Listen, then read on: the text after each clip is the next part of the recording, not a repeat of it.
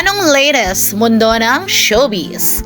Nagsalita na nga ang Vietnamese girl na nalink kay Danielle Padilla noong 2023. Trending ngayon sa social media ang pahayag ng Vietnamese model na nalink kay Danielle Padilla at isa umano sa mga naging babae ng aktor.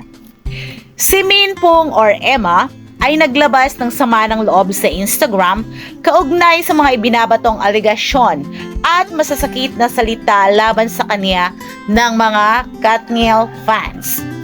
Ating panoorin ang naging post ng dalaga sa Instagram. Hello, my name is Min Pung or Emma. Last year, I have received a lot of messages from fans and supporters of Danielle Padilla, a famous actor in the Philippines. It is known that Daniel visited Vietnam last year with his friends. Prior to his visit in my country, I have never met him. My brother owns the bar that Daniel went to. My brother told me that Daniel is there and I can say hi to him because I know he is a famous actor. Say ng dalaga sa kaniyang post sa Instagram. Samot-saring reaksyon naman ang naging pahayag ng mga netizens kaugnay sa post na ito ng dalaga sa Instagram.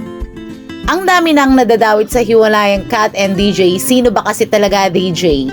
Kung sana kasi may nagsalita man lang sa inyong dalawa para klaro ang lahat at hindi nadadamay yung hindi dapat madamay. Sana man lang klinaro nyo but I still respect both of you, say ng isang netizens. Hi, kawawa naman si Danielle. Madaming issues sa kanya. Klinaro na ng Vietnamese na nag-greet lang siya tapos umuwi na.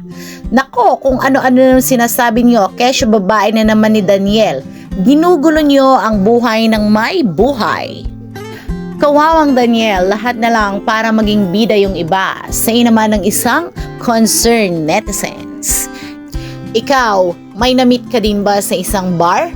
Kung nagustuhan mo ang isyong ganito, mag-like and comment lang. We are open for suggestions para sa mga susunod na topic on our next video.